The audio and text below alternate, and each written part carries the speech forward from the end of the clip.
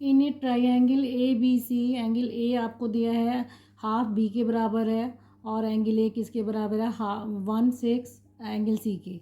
What will be the measure of angle A, आपको given है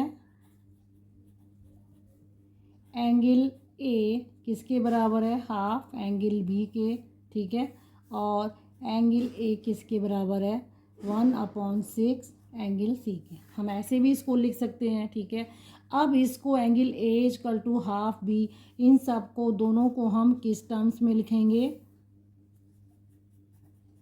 expressed angle B and angle C in term of angle A की terms में लिखेंगे। First वाले को देखो आप, angle A equal to 1/2 angle B है, ठीक है, तो हम इससे एंगल बी लिख सकते हैं 2 एंगल ए के बराबर है, ठीक है। ऐसे ही ये आपका क्या हो गया, 1 हो गया। ऐसे ही angle A equal to 1/6 angle C है, तो आप एंगल सी से निकाल सकते हैं 6 एंगल ए, ठीक है।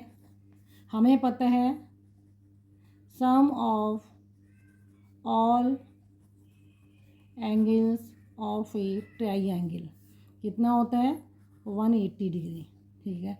तो ऐसे ही इसका होगा, अगर ट्राइंगल ए बी सी है तो इसका सम क्या होगा, angle A, angle B, angle C, इन तीनों का सम 180 होगा।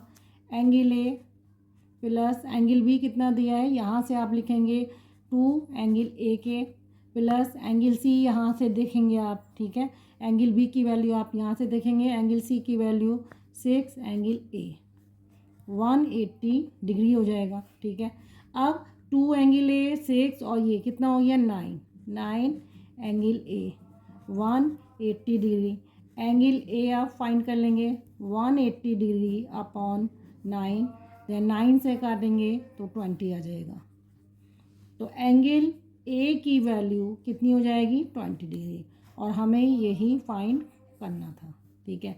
और इससे आप एंगल बी निकाल सकते हैं, 2 इंटू एंगल ए है तो 2 इंटू 20 कर देंगे, ये आ जाएगा 40 डिग्री।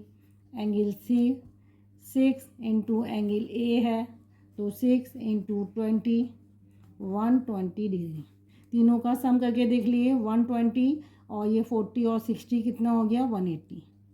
20 डिग्री, 40 डिग्री, 120 डिग्री, ये कितना हो गया, 180 डिग्री, ओके।